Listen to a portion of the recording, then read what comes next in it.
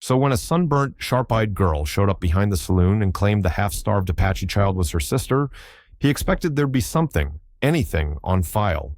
A birth certificate, a census record, a whisper from the Indian agent who passed through once a month, but there was nothing. Not a name, not a mark, not even a rumor. Dodd squinted at the girl through the open cell door. She sat cross-legged on the cot, her hands folded like someone in church who didn't belong there.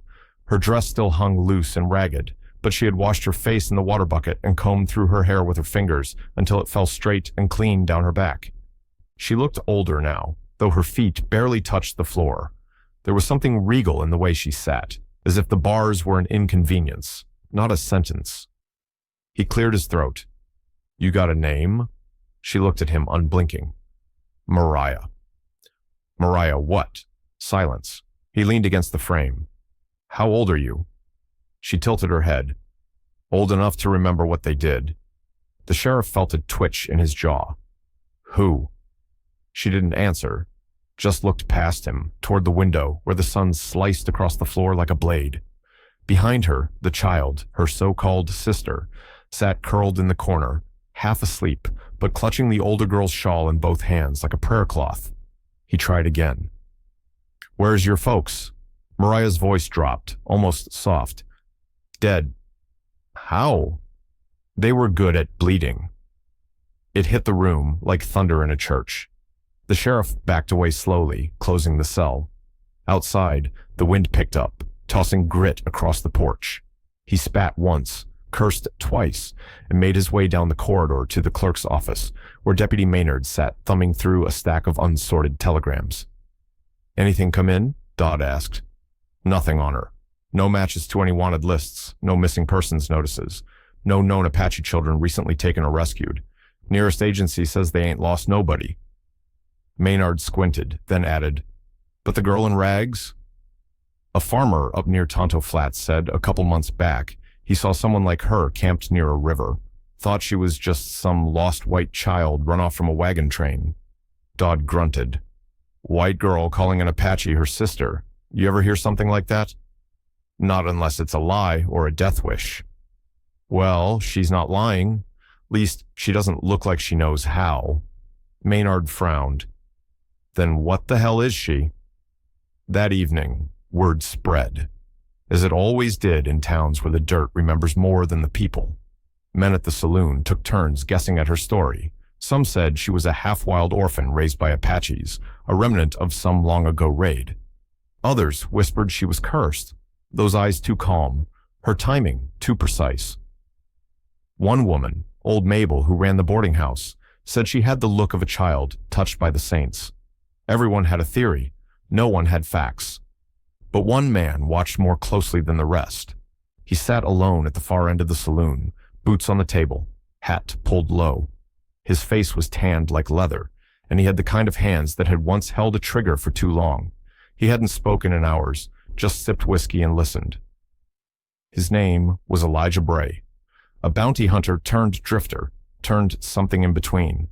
He watched the crowd with the indifference of a wolf surveying tired sheep, and when the talk turned to the ragged girl and the child behind the saloon, his gaze narrowed, not with suspicion, but with something closer to recognition. Because 15 years ago, before he gave up contracts, he'd come across something strange up near the Zuni border. A massacre at a missionary outpost, children missing, no footprints leading away, just a single braid of black hair left on a rock, tied with a red thread. He hadn't thought about it in years. Until now. Back in the cell, Mariah pulled the child close as the wind rattled the windows. The sheriff had brought them a small loaf of bread, some dried beans. She broke it gently, offering the larger half to the girl, whispering something low in her ear that no one else could hear. "That's my sister," said the girl in rags, pointing to the Apache child behind the saloon. The girl appeared just past noon, walking in from the east, where the Badlands gave way to pale, cracked clay.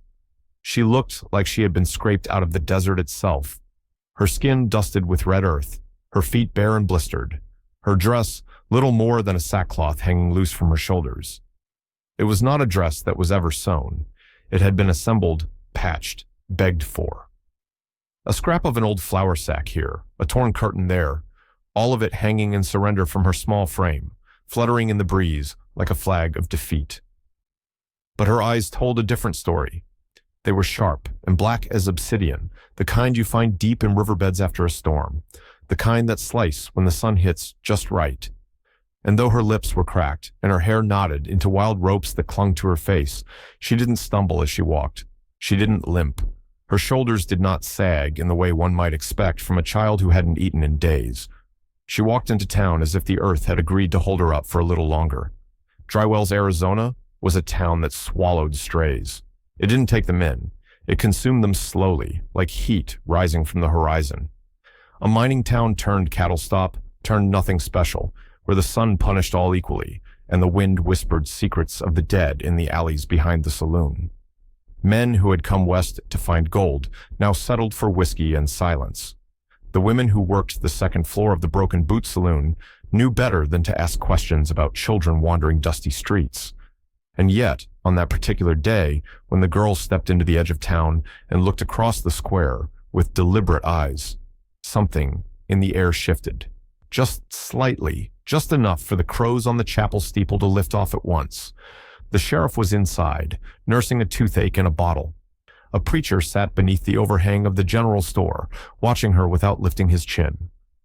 And from the shadows near the corral fence, old Cleve Watson muttered, "I ain't seen eyes like that since the raid on Salt River."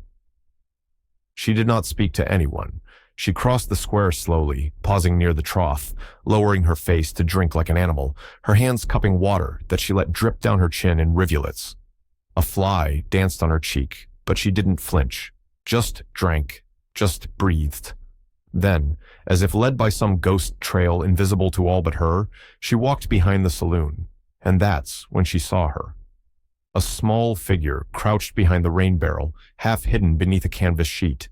Skin the color of desert bark, hair braided back but matted at the roots, eyes wide and darting. She couldn't have been more than 6. Her limbs were thin, her feet covered in bruises and ash. She flinched as the older girl approached, drawing back, lifting her arms as if bracing for a blow. The ragged girl paused. Her breath caught, and her fingers twitched once, reflexively, as if remembering a memory she'd been trying not to keep. Then her voice came out low, hoarse, but with a firmness that froze the air around them. "That's my sister." She didn't shout it, didn't weep. It wasn't a claim. It was a confirmation of something ancient, a truth that did not require witness or permission, a birthright declared beneath the hanging heat. A creak echoed from the saloon's back door. The bartender, dirty apron half tucked into his belt, leaned out to dump a bucket of swill. He caught sight of the 2 girls, one rising from the dirt, the other pointing toward her, and blinked hard. He turned back inside and mumbled, "Someone get the sheriff." Something's wrong. By the time Sheriff Dodd arrived, sweat dripping down his temples, gun slung low and heavy on his hip, a small crowd had gathered. Not many, just enough. The sort that hang back under shade and pretend they ain't listening, but their eyes were all on the girl in rags. "Who the hell are you?" the sheriff asked. The girl looked up slowly, her jaw tight, dust caked at the corners of her mouth, and once more in the same bone-still voice, she said, "She's my sister." Behind the saloon, the child had stepped forward, clinging now to the hem of the older girl's tattered dress, small fingers finding something there to hold on to. And in that quiet moment, beneath a sun so bright it cast no shadow, no one knew quite what to say. Because in that moment, nobody could yet tell what was more dangerous, the girl who had come out of nowhere, or the truth she carried with her. Sheriff Dodd was a man who believed in facts. He believed in keeping his boots clean, his voice gruff, and his gun unloaded until he meant business. But above all, he believed in paperwork. Paper didn't lie. People did. And the child, silent until then, finally spoke. One word, a name. Leia. It hung in the air like a hymn sung in reverse. Mariah closed her eyes, breathed it in, and held her sister tighter. She didn't know what tomorrow would bring, only that tonight they were still together, and that was worth everything. The next morning arrived bruised and slow, dragging its weight across the sky like an old mule. The sun rose behind a sheet of pale cloud, diffused and distant, casting dry wells in a strange kind of half-light, too bright for shadows, too dull for hope. Inside the jailhouse, the girl named Mariah sat with her back to the wall, fingers idle against the worn hem of her dress. In the corner, little Leia slept curled like a desert fox, her small body hidden beneath a faded blanket, breathing soft and even. Sheriff Dodd hadn't slept. His coffee was cold, his nerves thin. Something about those two girls, no names on record, no relatives, no explanation, gnawed at him like termites under a floorboard. He needed answers. He needed control. They came late in the morning, 2 men on horses and 1 in a black wagon. The wagon bore the insignia of the Territory Welfare Office, but no one in Dry Wells had ever seen it before. The man who stepped out was thin and powdered, his boots polished like piano keys. He smelled like cologne and bureaucracy. His name was Fletcher Darrow. He shook Dodd's hand with the kind of grip that said he didn't mean it. "Heard you got a situation here. 2 girls, 1 white, 1 Indian." Dodd scratched his chin. "If that's what you call it." "I call it a matter of jurisdiction." Darrow strolled into the holding area and eyed Mariah like she was livestock at auction. "You her legal guardian?" Mariah said nothing. Leia clung to her hand now, awake, trembling. Darrow smiled, thin and false. "Didn't think so."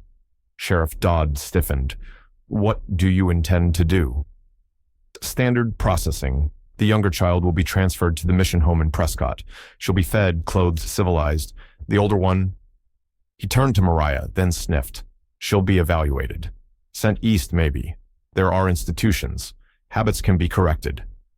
Mariah stood, not fast, not loud, just deliberate, like a storm forming at sea. "You're not taking her," she said. Darrow raised an eyebrow. "And who are you to say?" "I'm her sister." The words came like thunder, low, certain, and old. The sheriff didn't move, didn't blink. Somewhere deep in his gut, something stirred. Some memory of his own sister, long buried up near Cold Hill. A childhood grave marked with river stones and wildflowers. "I'll need to see documentation," Darrow said. Mariah lifted her left hand. Around her wrist, hidden beneath the frayed cuff of her sleeve, was a thin strand of red thread. Worn, knotted, and faded with age.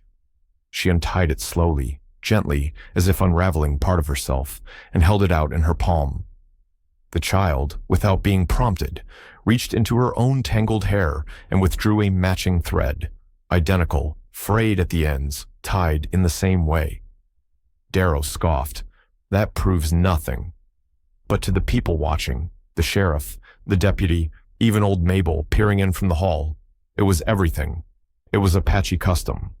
Sisters tied with the same thread at birth, as was tradition in certain bands, passed down by midwives like secrets from the earth. It was not something taught in school, not something a white girl would know, not unless it was true. Outside, Elijah Bray leaned against the wall beneath the jailhouse awning, arms crossed, eyes narrowed. He had seen many things in his years. Men fake kinship to steal land, women claim blood to steal trust. But this didn't look like that. This was something else. He stepped inside, slow and deliberate, casting his shadow long across the floor. "Sheriff," he said, voice like dry gravel. "I'd like to speak with the girl." Darrow bristled. "And who are you?" Bray tipped his hat back, revealing a face carved with old stories. "Somebody who's seen lies. This ain't one." Dodd hesitated, then nodded once. The door creaked open. Bray knelt beside Mariah, looking her over with the solemnity of a man inspecting a wound. "You remember a place called Bell Rock?" he asked. Mariah blinked. "A red cliff, like blood under moonlight." Bray nodded. "There was a woman there once, Apache, strong, quiet. She carried a girl like you on her hip." Mariah's voice dropped. "That was my mother." Bray looked down at Leia. "And this one?" "She was born in the Hollow, 2 winters later.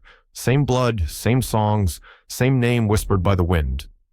He stood slowly, turned to Darrow. You take either of them, you'll have to answer to me. Darrow stiffened, but something in Bray's voice made him pause. Something in the room had shifted. Not just belief, but power. Mariah sat back down and drew Leia close again. The red threads, now knotted together in her lap, glowed faintly in the morning light.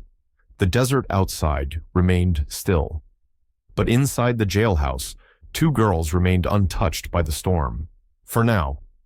Drywell's didn't run on law or money. It ran on whispers, and the loudest whispers often came from the quietest places. Behind the poker tables, beneath the warm light of kerosene lamps, and under the floorboards of the Broken Boot Saloon, truth curled itself like smoke from a dying cigar. Lazy, toxic, slow to rise, but impossible to ignore.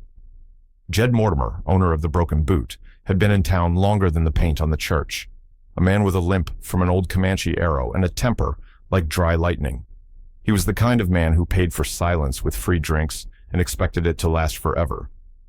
But when the girl in rags stepped into his backyard and called the Apache child her sister, something old began to unravel in him, something he'd buried 15 years deep.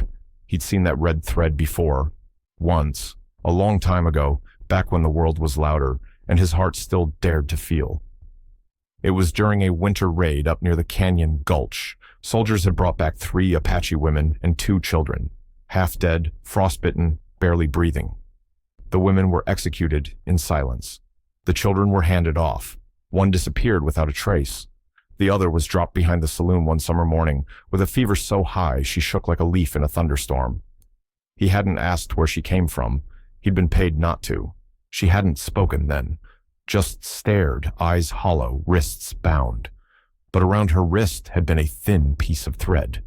Red, knotted twice. He remembered that detail. Not because of what it meant at the time, but because she had cried when someone tried to cut it off, screamed like a banshee, until the man dropped the scissors and walked away. Jed swallowed hard now, leaning against the bar, his fingers trembling as they poured a shot he wouldn't drink. He stared at the floor, at the grain of the wood worn smooth by boots and blood and time. That child. Could she have been this one? Could this girl in rags be what was left of that fevered body 15 years ago? He stood too fast, the stool scraping behind him. The saloon went quiet. He didn't notice. He moved toward the back door, out into the blinding sun, toward the jailhouse with a purpose he hadn't felt in years. Not justice, not mercy. Guilt. Inside the jail, Fletcher Darrow paced like a tethered dog, fuming, muttering about legal authority and jurisdiction. Sheriff Dodd ignored him, his eyes locked on the girls in the cell. Elijah Bray leaned against the wall, one hand resting casually near his revolver. The tension was thick, like the air before a monsoon. Jed burst through the door, wheezing, sweat beading on his brow. "I got something to say," he grunted. Darrow scoffed. "Who the hell are you?" "I'm the man who buried the truth behind a bottle and a wall of shame," Jed said, eyes locked on Mariah. 15 years ago, I was paid to take in a girl, Apache, they said, found near a missionary camp that got wiped out. I didn't ask questions. She was sick, had this red thread tied to her wrist, like that one. He pointed. Mariah's fingers curled around the string instinctively. I thought she died. Fever near killed her. One day she was gone, disappeared before sunrise. I figured she wandered off and got swallowed by the desert. Never saw her again. He paused. Until now. The room went silent. Mariah's voice, calm but heavy, rose through it like smoke. You left me. Jed swallowed. I didn't know what else to do. I was young, stupid, afraid. You were paid, she corrected. He nodded, slowly, shamefully. Darrow took a step forward. This is anecdotal at best. There's no paperwork, no documentation. No, but there's memory, Bray growled. And memory's a hell of a witness. Darrow turned to Dodd. Sheriff, I demand that you hand these girls over. But Dodd didn't move. His boots stayed planted. His hand rested near his badge, not his gun, but the weight of that gesture spoke louder than anything else in the room. You bring one more demand into my jail, Mr. Darrow, he said coldly, and I'll have you shackled for disruption. Darrow's face blanched. He turned on his heel and stormed out, coat flapping like a wounded bird. Jed looked at Mariah once more. I'm sorry, he said, voice cracking. If I could go back. You can't, she said softly, but you can tell the truth. He nodded again and turned away, stepping out into the light that did not forgive, but sometimes allowed confession. Inside, Mariah held Leia close, and for the first time since arriving, she allowed herself to close her eyes, not in fear, but in mourning for the years lost, and in the faintest, most fragile feeling of something like safety. Night returned to Dry Wells with a hush that felt heavier than usual, as if the desert itself was holding its breath. The wind rolled low over the rooftops, stirring dust into gentle spirals that rose and vanished without a sound. Inside the chapel at the edge of town, the candles burned low, their wax curled like skin under heat, dripping into rusted holders carved by calloused hands, long since buried beneath the dry soil. Reverend Josiah Finch lit a final taper and sat quietly on the front pew, hands clasped, knuckles pale. He'd heard the stories. Everyone had. The girl in rags who called an Apache child her sister. The red thread. The man from Prescott who left in shame. The saloon keeper who confessed to ghosts. But what troubled him more than any of it was what the girl had not said, because he had seen that same face before, not in the flesh, in a dream. Years ago, back when the raiders came through the Tonto Basin, the ones who left no survivors. That night, Reverend Finch had prayed until his knees bled against the stone floor, prayed for salvation, for understanding, for the strength to shepherd a flock that was always more bones than bodies. And that night, half asleep with pain in his joints and fire in his lungs, he dreamt of two girls walking hand in hand through smoke, one clothed in ash, the other draped in red thread, both walking toward a land that burned but did not consume them. He had never told a soul. But now, staring at the sheriff's office from the chapel window, that dream returned in full. He stood slowly, brushing dust from his robe, and made his way outside, past the weather-worn gravestones behind the chapel. His lantern swung low, illuminating crooked names carved in wood, children mostly. Names forgotten by census takers and border agents, but not by God. He knelt at one in particular, a tiny cross without a name. Just a small Apache symbol etched with a broken nail, two feathers crossed over a riverline. He'd buried her himself. A child found alone in the canyons, too sick to speak, too weak to live. She'd been brought to the chapel by a hunter passing through. No name, no thread, just a hollow stare, and a heat so fierce her breath came in gasps. He'd done all he could, held her hand through her final fever, recited psalms over a body already leaving this world. When she died, she had whispered something in a tongue he couldn't understand, and then she was gone. He buried her behind the chapel, said the rites in silence, and tried to forget. But the thread, he remembered now. There had been one, thin, red, tied around her ankle, faded with age, and now the girl in rags claimed to be that child's sister, which meant... He stood quickly, nearly dropping the lantern. Ash crumbled beneath his boots as he hurried back toward the jail, the wind rising behind him like a warning.